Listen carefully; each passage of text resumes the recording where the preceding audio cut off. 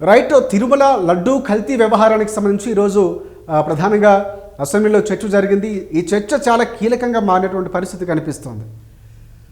ఎవరైనా హిందూ ధర్మం గురించి మాట్లాడినా, ఏ చర్యలు తీసుకున్నా హిందూ ధర్మం సంబంధించి సనాతన ధర్మం గురించి మాట్లాడటంలో డిప్యూటీ సీఎం పవన్ కళ్యాణ్ ముందుంటారు.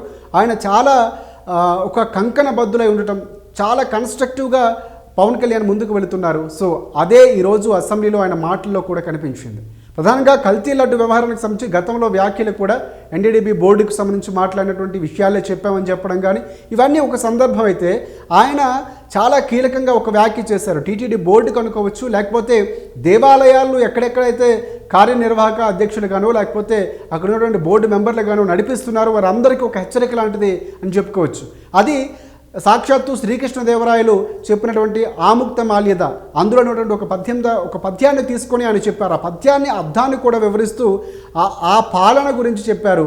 ఒకవేళ భగవంతుడికి సంబంధించి కార్యాలు ఏవైనా నిర్వహించాలి, సభ్యులుగా ఉండాలి, స్వామివారి యొక్క కైంకర్యాలకు సంబంధించిన అంశాలపై ఆర్థిక లావాదేవీలు చూడాలంటే గనక ఖచ్చితంగా వారు ఒంటరి వారై ఎటువంటి లాభాపేక్ష లేకుండా, వారిపై కనీసం మనసు కూడా లేకుండా, అంటే ఒక రకంగా చెప్పాలంటే వారికి అలాంటి భావాలేవీ లేకుండా స్వార్థపరుడు కాకుండా నిస్వార్థై ఉండాలంట.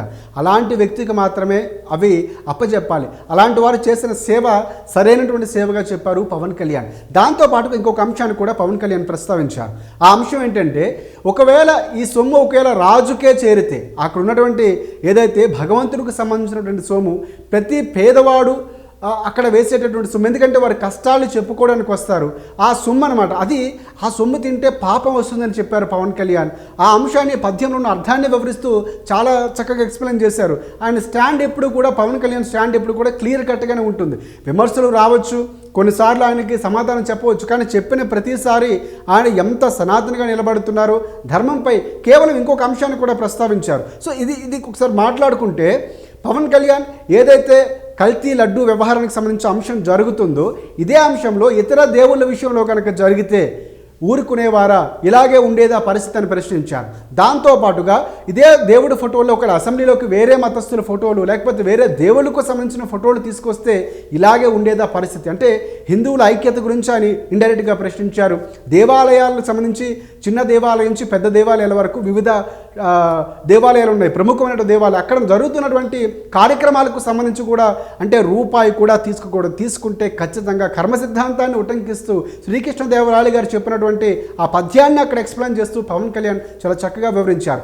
ఒకవేళ ఆ సొమ్ము కనుక తీసుకున్నటువంటి సొమ్ము రాజుకే చేరితే, అంటే ఎవరైతే పరిపాలిస్తున్నారో ఆ రాజుకే చేరితే కనుక ఆ పాపం రాజ్యానికి తగులుతుందని చెప్పారు. అది చాలా క్లియర్ కట్గా చెప్పారంటే, అది ప్రభుత్వంలో ఉన్నవారు చెప్పడం అనేది చాలా కష్టం. పవన్ కళ్యాణ్ గారికి సంబంధించినటువంటి అంశం చాలా గట్టిగా నిలబడాలని చెప్పారు, చాలా స్పష్టంగా చెప్పారు. సో ఈ అంశం చాలా కీలకంగా మారుతున్నటువంటి సందర్భంగా కనిపిస్తుంది. ఇది కేవలం టీటీడీ కల్తీ రద్దు వ్యవహారానికి సంబంధించినటువంటి చెప్పిన మాటే కాదు. ఎక్కడైతే దేవాలయాలకు సంబంధించిన నిర్వహణ జరుగుతుందో అక్కడ ఉన్నటువంటి